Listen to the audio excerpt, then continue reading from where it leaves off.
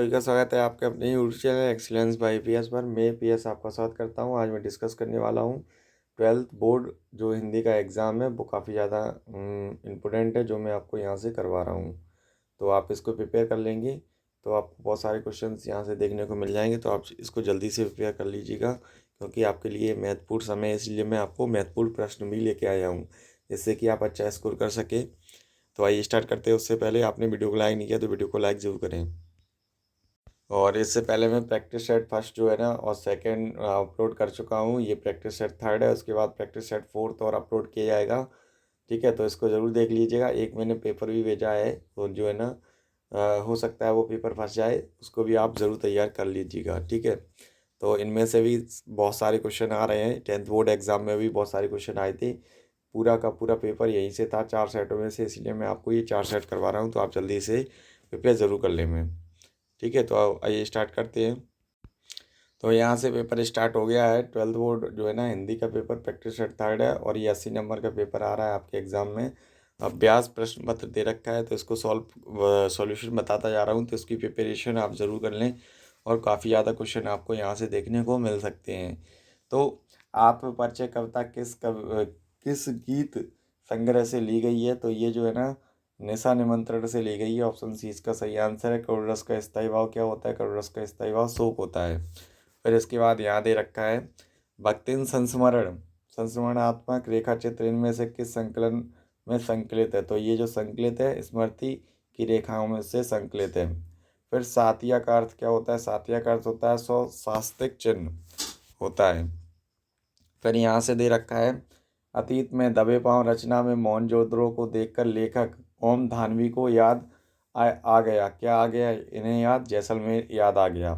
फिर इसके बाद आगे दे रखा है जनसंचार माध्यम रेडियो है। जनसंचार माध्यम रेडियो कौन सा है? श्रव्य। फिर यहाँ से क्वेश्चन नंबर सेकंड दे रखा है रिक्त स्थान के, तो इसको भी जरूर देखते जाइएगा। तो यहाँ पे दे रखा है बादल राग कविता अनामिका में 6 खंडों में प्रकाशित हुआ है। कितने खंडों में? 6 खंडों में। फिर इसके बाद यहाँ भी दे रखा है नागार्जुन प्रगतिवाद के कवि हैं। किसके कवि हैं? प्रगतिवाद के। तो यहाँ पे क्या ऑलरेडी फिल है। फिर इसके बाद है यहाँ पे दुआ अर्ध सम्मात्रिक छंद है। दुआ कैसा होता है? अर्ध सम्मात्रिक छंद होता है। पहलवान की ढोलक पाठ की विधा कहानी में लिखी गई है। जब मूल वाक्य के साथ अधिक वाक्य और भी मिल जाते हैं तब वह संयुक्त वाक्य बन जाता है। फिर इसके बाद 6 वाला दे रखा है यहाँ पे, तो इसको भी देखते जाइए।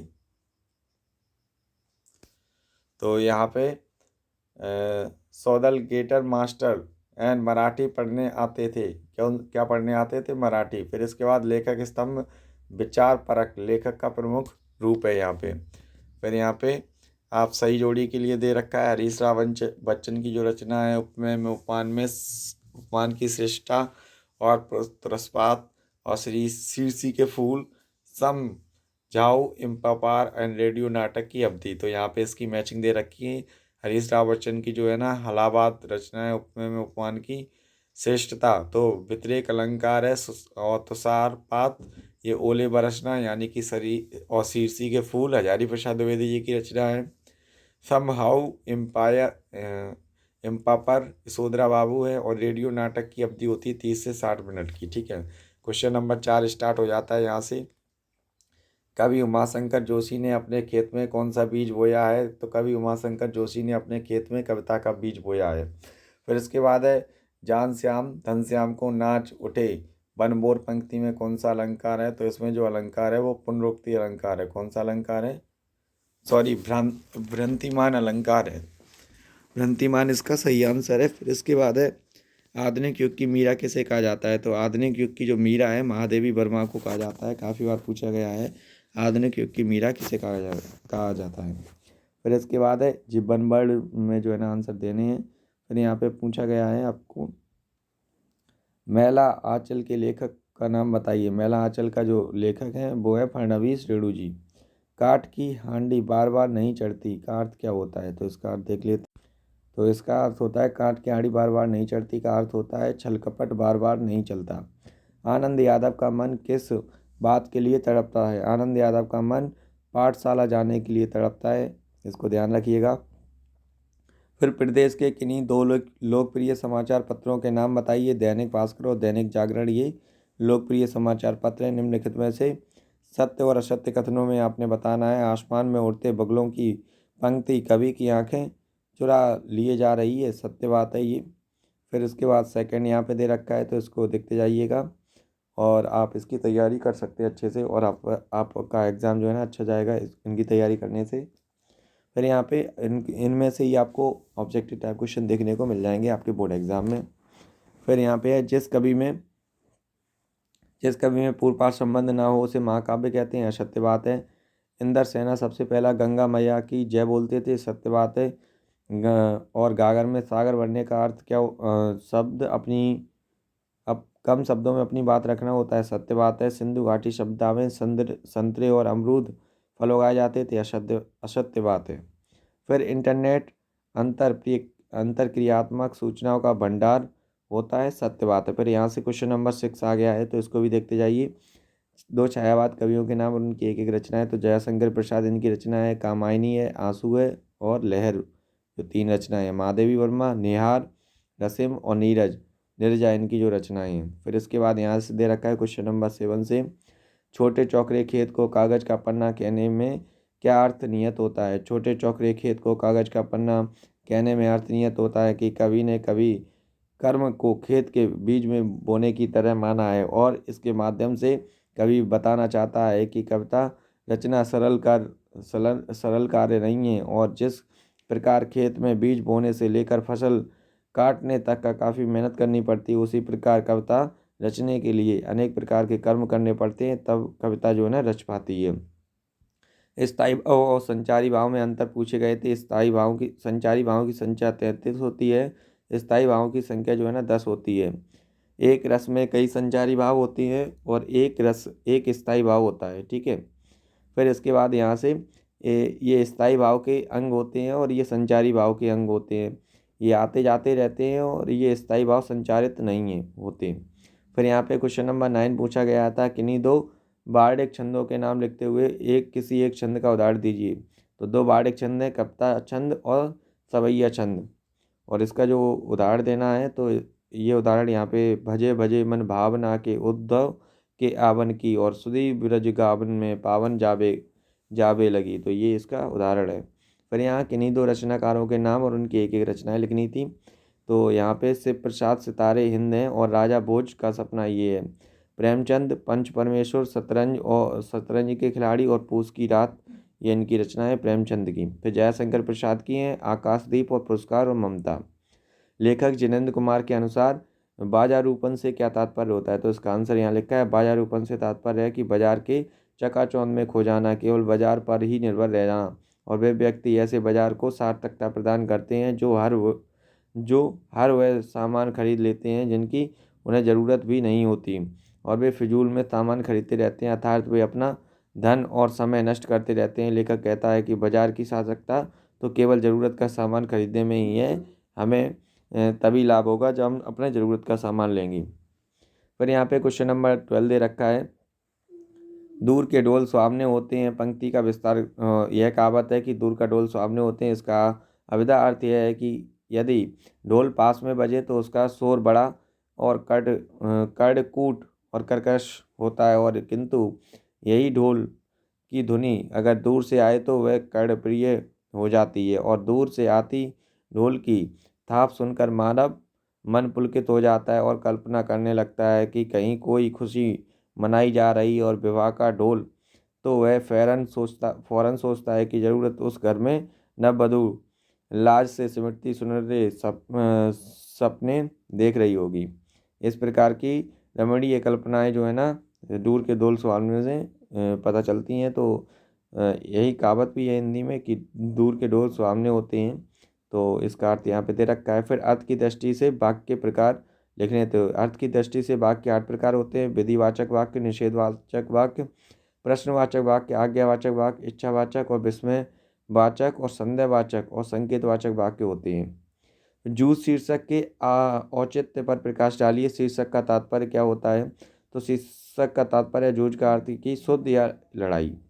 जब किसी व्यक्ति की परिस्थिति और व्यक्ति समस्याओं से जूझता है तो वो समस्या और परिस्थितियों से एक प्रकार की लड़ाई होती है और जिसे जूझ कहते हैं। और मानव अपने जीवन में सदैव परिस्थितियों व समस्याओं से जूझता रहता है। फिर इस शीर्षक का औचित्य लेखक ने अपनी आत्मकथा शीर्ष जूझ उचित ही रखा है। लेखक बचपन से ही पग पग पर समस्याओं से जूझता रहा है। उसे बचपन में खेती बाड़ी का कठोर काम करना पड़ा और इस कारण उसको पढ़ाई से वंचित होना पड़ा। लेखक कहता है कि खेती के काम की चक्की की अपेक्षा मास्टर की छड़ी की मार अच्छी लगती है। और लेखक को पुनः स्कूल जाने पर वहाँ भी परिस्थितियों से जूझना पड़ा। और इस प्रकार यह शीर्षक कथानायक की जूझने की क्षमता को उजागर करता है। क्वेश्चन नंबर 15 है, फ्लैश या ब्रेकिंग न्यूज़ क्या होती है? फ्लैश या ब्रेकिंग न्यूज़ आपको ताज़ा समाचार जो अभी अभी घटना होती है उसे ताज़ा समाचार बनाकर फ्लैश ब्रेकिंग न्यूज़ कहा जाता है। शमशेर बहादुर सिंह का साहित्यिक परिचय निम्न बिंदुओं के आधार पर दीजिए। तो इनकी जो प्रमुख रचनाएं हैं, कुछ कविताएं, इतने पास, इतने जो है ना, इतने पास अपने और बात बोलेंगी। इसका भाव पक्ष जो है ना प्रकृति चित्रण। तो शमशेर बहादुर सिंह ने प्रकृति के चितेरे कवि हैं और उनकी लेखनी के जादू से प्रकृति का सजीव वर्णन हुआ है। प्रेम और सौंदर्य, शमशेर बहादुर सिंह प्रेम और सौंदर्य के कवि हैं। उनकी कविताओं में जीवन के राग और विराग का सजीव चित्रण हुआ है और शमशेर सिंह जी की राग विराग अत्यंत गहरे और स्थायी होते हैं। फिर यहाँ पे दर्दिता का चित्रण भी किया है इन्होंने अपनी रचनाओं में। फिर कला पक्ष में इनकी भाषा, तो कला पक्ष को देख लेते हैं यहाँ पे।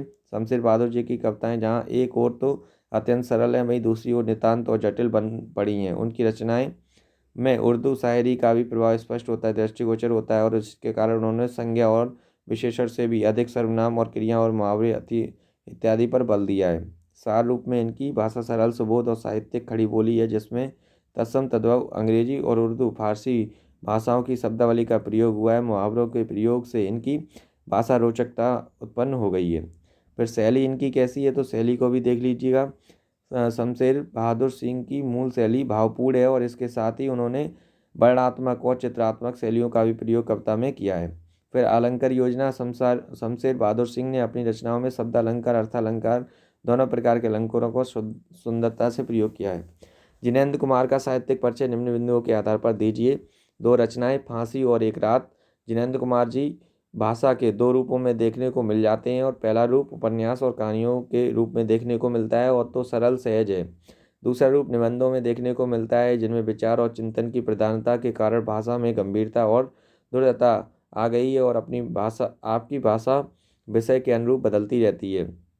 गंभीर विषयों में भाषा गंभीर और वाक्य बड़े और तत्सम शब्दों का प्रयोग होता है। वर्णनात्मक स्थानों पर भाषा व्यवहारिक सरल और वाक्य छोटे रहते हैं। अन्य भाषाओं जैसे अरबी, फारसी, उर्दू, संस्कृति और अंग्रेजी के शब्दों का भी प्रयोग हुआ है। अपने भाव को प्रकट करने तथा चमत्कार उत्पन्न करने के लिए मुहावरों और कहावतों का भी प्रयोग किया गया है। फिर शैली कैसी हो, गंभीर चिंतन वाली, मनोवैज्ञानिक विश्लेषण और मानवतावादी दृष्टिकोण होने का जिनेंद्र जी की भाषा कई रूपों में मिलती है। एक मनोविश्लेषणात्मक, विचार प्रदान, विवेचनात्मक, वर्णनात्मक शैली मिलती है, भावात्मक शैली है। ठीक है। फिर यहाँ से आ गया है मुहावरे का अर्थ लिखकर प्रयोग कीजिए। कान का कच्चा होना यानी कि बिना सोचे समझे दूसरों की बातों में आ जाना। फिर है काला अक्षर भैंस बराबर यानी कि अशिक्षित होना। मैदान मार लेना यानी कि विजय श्री प्राप्त करना। फिर इसके बाद यहाँ पे गद्यांश का काव्यांश पढ़कर इनके जो है ना प्रश्नोत्तर देने हैं। तो उपयुक्त शीर्षक क्या है, और तो इसका जो उपयुक्त शीर्षक है तो वो है अनुशासन का महत्व। फिर किसका घनिष्ठ संबंध है, जीवन और अनुशासन का घनिष्ठ संबंध है। सफलता का रहस्य किसमें नियत है, सफलता का रहस्य अनुशासन में नियत है। मैं जगजीवन लिए फिरता हूँ, तो मैं जगजीवन जो लिए फिरता हूँ। संदर्भ काव्यांश आरोह भाग 2 पाठ्य पुस्तक के उद्धव से आत्म परिचय नामक कविता से लिया गया है। फिर इसके प्रसंग क्या है, तो प्रसंग में देखिए क्या बात कर रहे हैं। हरीश रावणचंद द्वारा रचित प्रस्तुत काव्यांश के माध्यम से कवि अपने परिचय समाज के सामने प्रस्तुत करता है और उनके अनुसार अपने आप को जानना समाज के जानना से अधिक कठिन है। फिर इसकी व्याख्या है, तो इसकी व्याख्या यहाँ पे मैं पढ़ देता हूँ। कवि स्वयं के जीवन में महत्वहीन मानते हुए कहता है कि संसार में अपने जीवन को भार के समान लेकर जीवन व्यतीत करता है और किंतु फिर वो अपने जीवन में दूसरों के लिए प्यार रहता है और उसका जीवन दूसरों से प्रेम करने के लिए ही है, और उसके पास सांसों रूपी बीड़ा के दो तार हैं, जिन्हें किसी से स्पर्श करके झांक कर युक्ति कर दिया जाता है। अर्थात जिस प्रकार बीड़ा के तारों को स्पर्श करने से वह झिकृत होती है, उसी प्रकार कवि की सांस भी लोगों से आत्मीयता के कारण इनकार करने लगती है।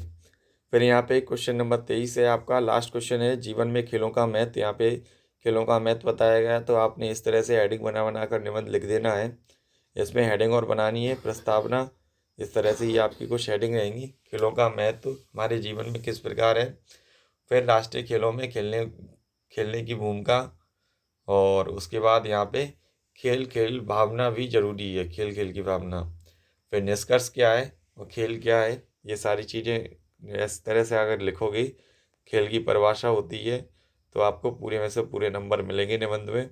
और खेल के कितने प्रकार होते हैं थोड़ा सा पढ़ लेना आप।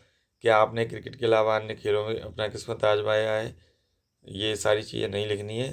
फिर दुनिया के मास्टर फेमस जो है ना खेल यहाँ पे दे रखे हैं, और खेल की परिभाषा क्या होती है, ये कुछ प्रश्न हैं। तो बस आपको इसी तरह से जो है ना अपने और जीवन में खेलों का महत्व कितने प्रकार के होते हैं, तो ये इस तरह से यहाँ से जब लिख दोगे तो आपके पूरे में से पूरे नंबर आ जाएंगे। तो बस इतना ही था पेपर में। तो आपको वीडियो कैसा लगा कमेंट सेक्शन में ज़रूर बताइए। वीडियो अच्छा लगा हो तो वीडियो को लाइक करें, दोस्तों के साथ ज़्यादा से ज़्यादा शेयर करें। और इसी के साथ मैं प्रैक्टिस सेट 4 लेके आ रहा हूँ आपके लिए, सेट 4। और उसके बाद जो है ना सेट डी कहेंगे इसे अपन, या सेट 4 कह लो।